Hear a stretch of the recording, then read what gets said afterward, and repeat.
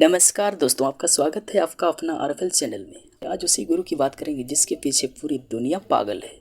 अगर आप सच में जानना चाहते हैं, समझना चाहते हैं, पाना चाहते हैं तो ही वीडियो देखें, नहीं तो कोई ज़रूरत नहीं है इस वीडियो को देखने की, आप स्किप कर सकते हैं। क्योंकि ये वीडियो मात्र उन्हीं लोगों के लिए है जिनके अंदर हिम्मत है अपने अंदर झाँकने की, जिनको प्यास है उसको पाने की। आपको मेरी बात कड़वी लग सकती है लेकिन सच यही है, क्योंकि जो व्यक्ति अपने अंदर झाँकने की हिम्मत नहीं रखता वो इस जन्म में तो क्या 100 बार भी अगर जन्म ले फिर भी असली गुरु को नहीं पा सकता। क्योंकि उसकी दिशा ही गलत है तो उसकी दुर्दशा होना निश्चित है।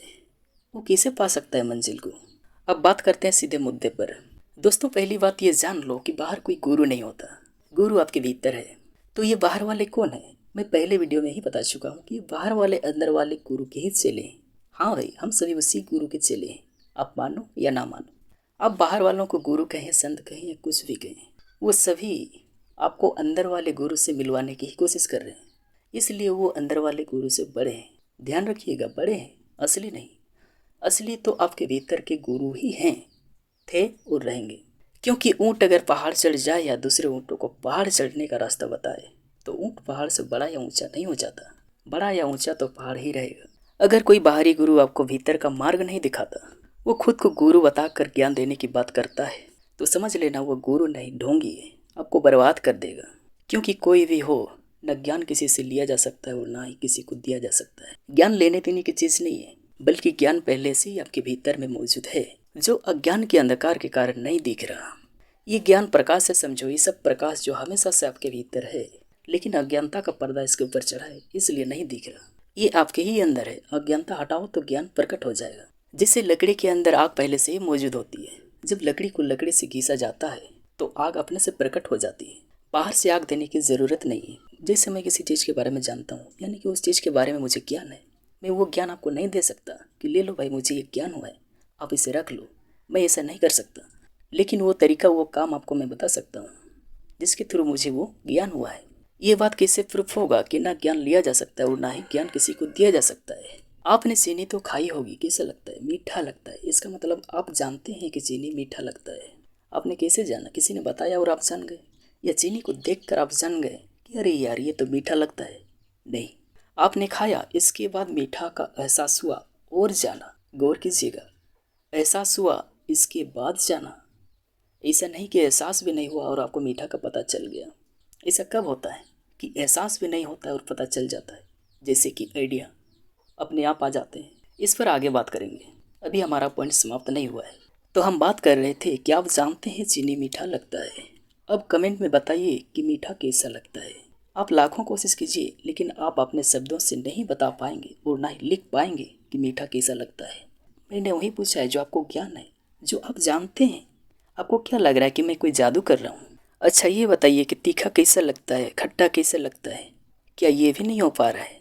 चल भाई, ये एहसास की बात है, इसे शब्दों में बता पाना असंभव है। अब उन चीज़ों की बात करेंगे जो आंखों से दिखता है, जिसे हाथों से छुआ जा सकता है, माने जिसका कोई इमेज बनता हो, कोई आकृति बनती हो और जिसका नाम भी हो। मैं वही चीज़ पूछूंगा जो आप जानते हैं, मैं वो चीज़ नहीं पूछूंगा जो आप नहीं जानते, और आप उसकी ज्ञान देने की कोशिश करना। आपने कुर्सी देखी है, क्या होती है, कैसी होती है, कब होती है, कहाँ होती है और क्यों होती है? आप इसका जवाब आसानी से दे देंगे क्योंकि आप इसे जानते हैं, माने आपको इसका ज्ञान है। लेकिन आपको एक काम करना है, ये कुर्सी वाली ज्ञान ऐसे व्यक्ति को देना है जिसका दिमाग पूरी तरह खाली है, जिसको कुर्सी का ABCD नहीं मालूम। उस व्यक्ति को उस जगह बताना है जहाँ कोई कुर्सी ना हो, वो भी अपने शब्दों से बोल कर या लिख कर। क्या वो व्यक्ति कुर्सी को समझ पाएगा? क्या वो कुर्सी को जान पाएगा कि कुर्सी क्या चीज़ होती है? नहीं। कुर्सी को जानने के लिए उस व्यक्ति को या तो कुर्सी के पास ले जाना होगा या कुर्सी उसके पास लाना होगा और दिखाना होगा। प्रैक्टिकली इसका यूज भी उसको बताना होगा, बैठ कर दिखाना होगा और उससे बैठाना भी होगा। तभी वो जान पाएगा कि कुर्सी क्या चीज़ होती है। इसे क्यों करना पड़ा कि कुर्सी उसके पास लाना पड़ा, उसे दिखाना पड़ा, प्रैक्टिकली उसका यूज बताना पड़ा कि ये क्या है? क्योंकि सारी बातें उसके अनुभव की गहराई में उतर जाए तभी वो जान पाएगा। यही समझाना चाहता था कि दिखने वाली चीज़ हो या नहीं दिखने वाली चीज़ हो, जब तक हमारी अनुभव की गहराई में ना उतरे हम उसे नहीं जान सकते। अनुभव के गहराई में ही किसी चीज़ का जानना प्रकट होता है, माने जहाँ अनुभव समाप्त हो जाती है वहाँ से जानना शुरू हो जाता है। दोस्तों, हमने देखा कि चीनी की मिठास जानते हुए भी मीठा कैसा लगता है हम बता नहीं पा रहे। तो ये ज्ञान दूसरे व्यक्ति को कैसे दे सकते? नहीं दे सकते। इसे जानने का तरीका बता सकते हैं कि भाई ये खाओगे तो मीठा लगेगा। कुर्सी का ज्ञान होते हुए भी कुर्सी से अजनबी व्यक्ति को हम कुर्सी का ज्ञान नहीं दे सकते। हम कुर्सी दिखा सकते हैं, हम बता सकते हैं कि भाई ये ऐसा है वैसा है।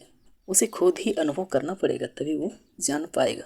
इससे तो ये साबित होता है कि ज्ञान न किसी से लिया जा सकता है और ना ही ज्ञान किसी को दिया जा सकता है।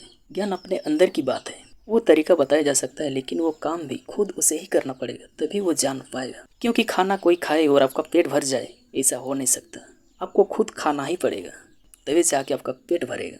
इसका क्या मतलब है, इसे ऐसे समझते हैं, भूख अंधकार है, अज्ञान है, और भूख का मिट जाना प्रकाश है, ज्ञान है। क्या कोई आशीर्वाद दे दे और ये प्रकाश प्रकट हो जाएगा? क्या कोई आशीर्वाद दे दे और आपकी भूख मिट जाएगी?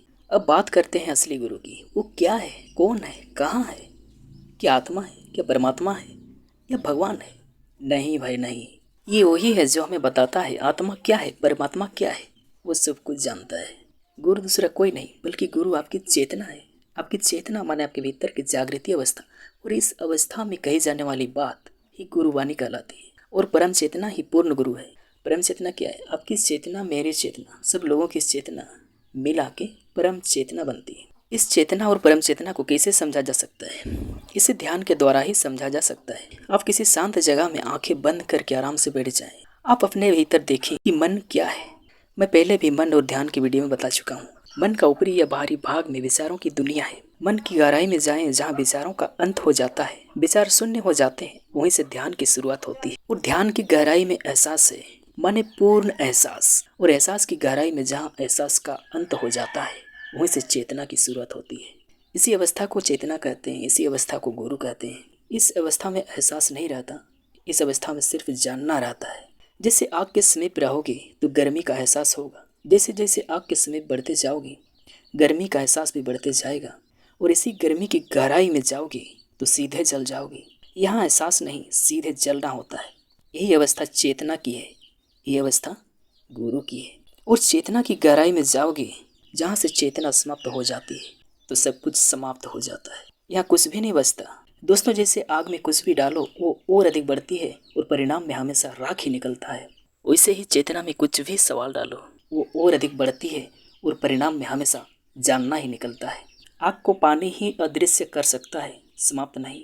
वैसे ही चेतना को अज्ञानता ही अदृश्य कर सकता है, समाप्त नहीं। दोस्तों, आपका क्या विचार है कमेंट में ज़रूर लिखिएगा। वीडियो को लाइक, शेयर और चैनल को सब्सक्राइब जरूर कीजिएगा। बने रहिए, जुड़े रहिए। मिलते हैं नेक्स्ट वीडियो में।